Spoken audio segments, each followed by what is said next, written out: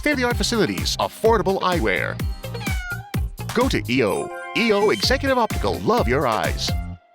Ngayong Holy Week, mananaig ang mga kwento ng pag-asa at pag-ibig. Mahal na mahal kita. Mahal din kita.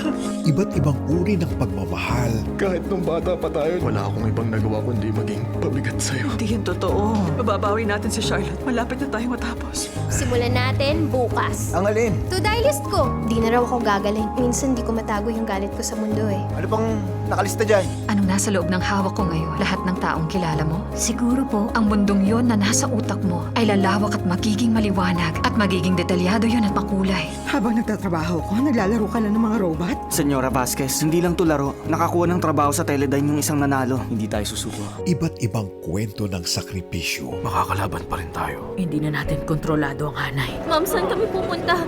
Dad, saan tayo? Saan ligtas? Tayo na.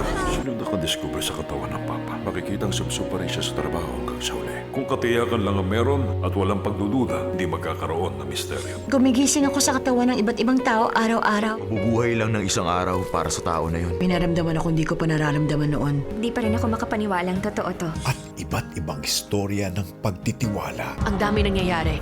Ang misyon, hindi na gagawin bukas. Ngayon na. Hindi ako pwede nangako ko kay Betsy. Bachelorette niya ngayon. Si Betsy lang siya. Ilang libong buhay ang nakataya. Ano bang nangyari?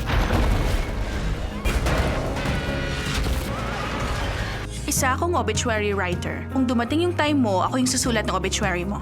Gusto kong isulat mo na ngayon. Kung paano magagawang memorable yung mga achievement ko, yun mismo ang gusto kong malaman. Hindi ka marunong lumangoy?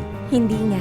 Lifeguard ako at pwede kitang turuan kung gusto mo lang. Anong mangyayari kung papayag akong magpaturo sa'yo? Ating damhin ang mga kwentong may dalang pag-asa at pag-ibig ngayong Holy Week.